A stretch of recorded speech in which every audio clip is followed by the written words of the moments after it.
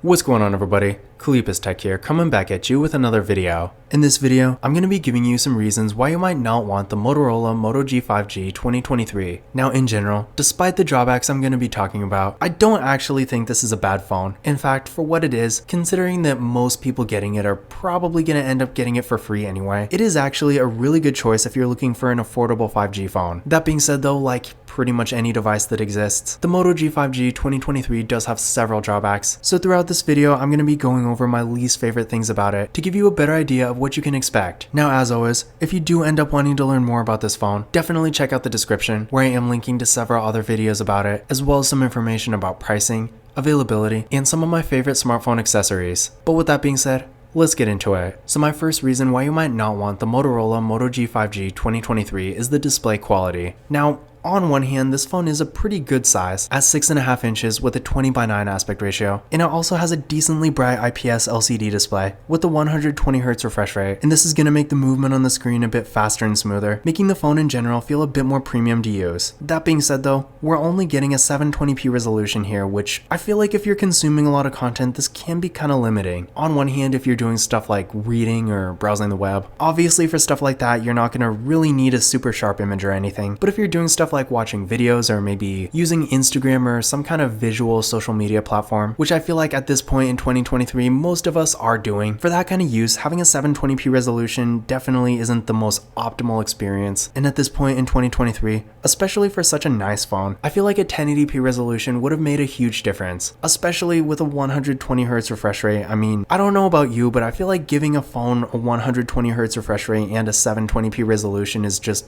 kind of weird. So in general, I'm really not a fan of that. But yeah, aside from this, the display is decently large, so if you're doing maybe reading and stuff like that, then in that case it will be okay. And at the end of the day, despite only being a 720p display, it doesn't look terrible. So if you're just watching the occasional video or checking your Twitter or Instagram or whatever, and you're not really going to be on your phone a ton, then it will at least get the job done. But if consuming content is really a main part of what you do on your phone, then you might want to get something with a 1080p display instead. Now, my second reason why you might not want the Moto G5G 2023 is because it doesn't have NFC. So yeah, with this phone, we're not getting NFC, and in case you don't know what it is, NFC is the main technology behind contactless mobile payment services. So if you like to use tap and pay, keep in mind with this phone, unfortunately, you can't use that feature here. And at this point in 2023, I feel like NFC, especially for a 5G phone, should really be a standard. I mean, aside from this phone, I actually haven't seen any other 5G phone that was released this year that doesn't have NFC. So I feel like on Motorola's part, that is definitely a huge drawback. I don't know why they do this, because to take it a step further, the only Moto G phone I know of that does have NFC is the Moto G Stylus 5G. Both 2022 and 2023, the 2021 didn't have it. And while I guess Motorola is kind of positioning it as more of a premium feature, I feel like just because all the other phones out there have NFC, this kind of mentality just really doesn't work too well. In fact, for that matter, the Samsung Galaxy A24, if that phone doesn't sound relevant to this one, it's because it's not, but that is a 4G phone that's not even officially available in the US, and that phone does have NFC and this one doesn't. So at the end of the day, I feel like a phone like this not having NFC really doesn't make sense. But I guess if you don't really ever use tap and pay and you don't care about that feature, obviously this is really not going to be a big deal. But I feel like more and more people at this point are using tap and pay, so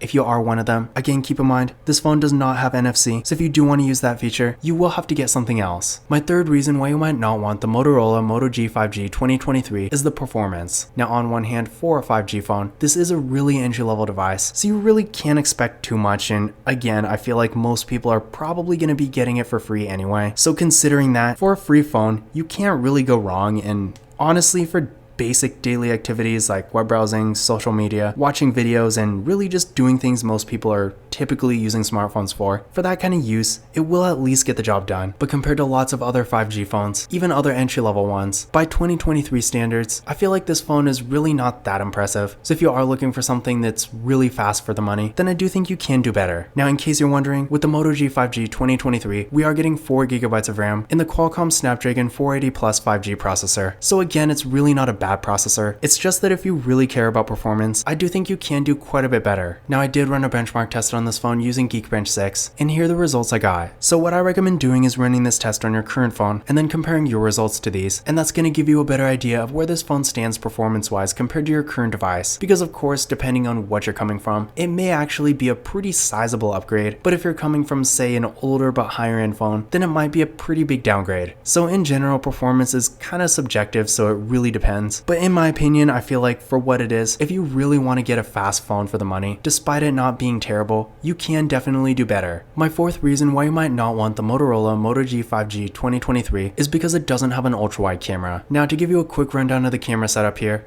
up front, we got a real nice looking hole punch design for the selfie camera. This camera is 8 megapixels. Then on the back, we got a dual camera setup with a 48 megapixel main camera and a 2 megapixel macro camera. So overall, we got a decent camera setup here at least. Keep in mind, despite not having a dedicated depth sensing camera, it's really just built into the main camera, so portrait mode still works perfectly fine. And overall, in my experience, the phone does take some pretty good pictures. That being said though, not having an ultra wide camera at this point in 2023 is definitely disappointing. And while this isn't really a unique drawback per se, because a lot of entry-level 5G phones for whatever reason don't have this feature. If you are taking a lot of pictures and maybe you want a wider variety of features, which I feel like a lot of people kind of do, it will be kind of disappointing to not get that feature here, especially considering, I mean, I've seen $50 phones that have ultra-wide cameras, and granted they're not really that good, but they're still there. So if you are in that situation where you do want to get those wider angle photos, then again, keep in mind, the Moto G5G does not have an ultra-wide camera. But in general, I know this video is technically supposed to be about drawbacks, but I will say, aside from not having an ultra-wide camera, the camera is really probably my favorite thing about this phone. I do think that for what it is, the photos it takes are really impressive. So if you are looking for a phone for maybe like the occasional nice Instagram photo, for example, I do think this phone still will be a great choice. Now my fifth reason why you might not want the Moto G5G 2023 is because it doesn't have wireless charging. Now this is really not a complaint because honestly, I don't really expect any phone like this to have wireless charging. But that being said, I know a lot of people might be coming from maybe an older but slightly higher end phone like a Samsung Galaxy S9 or 10 for example. And those phones typically do have wireless charging. So if you're expecting every phone in 2023 to have that feature, then just keep in mind that unfortunately, that's really not the case. And even nowadays, wireless charging is really only a feature you're going to find in flagship phones and maybe a small handful of other phones, but it's really more of a gimmick at that point. I know there's a phone called the Visible Midnight, I'm actually not sure if they still make it, but that phone was like $100 and it has wireless charging. And so does the Cricket Dream 5G, another discontinued Cricket phone. So in general, cheap phones that have wireless charging are out there, but seeing it in a phone like this is definitely not normal. And it really is too bad too, because at this point, I know a lot of people are doing traveling and stuff like that, and wireless charging is definitely useful for something like that because wireless battery packs are really cool and quite a bit more convenient than having to carry around a bunch of wires in your pocket. But in general, I really don't think wireless charging is necessarily that important to daily use. So although it would be nice to see that feature on a phone like this, it's not really that much of an expectation.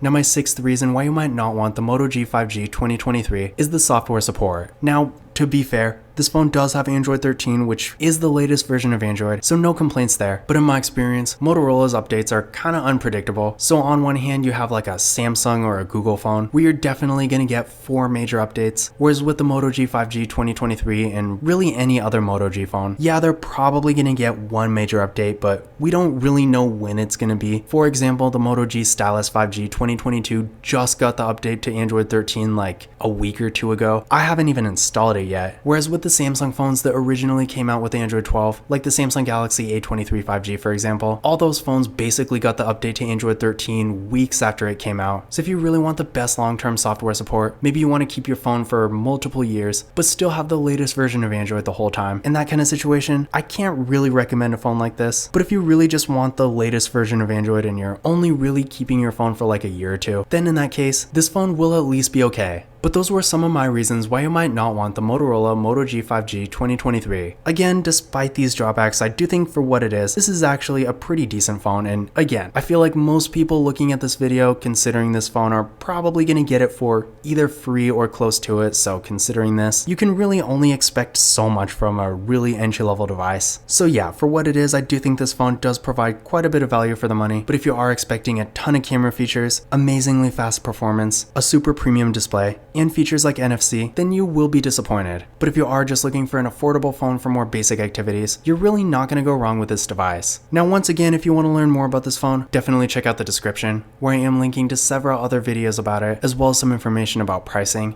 availability, and some of my favorite smartphone accessories. But that's it for this video. If you enjoyed it and found it useful, be sure to give it a thumbs up and hit that subscribe button. Don't forget to follow Kalipus Tech on Twitter and Instagram. And as always, I will see you in the next video.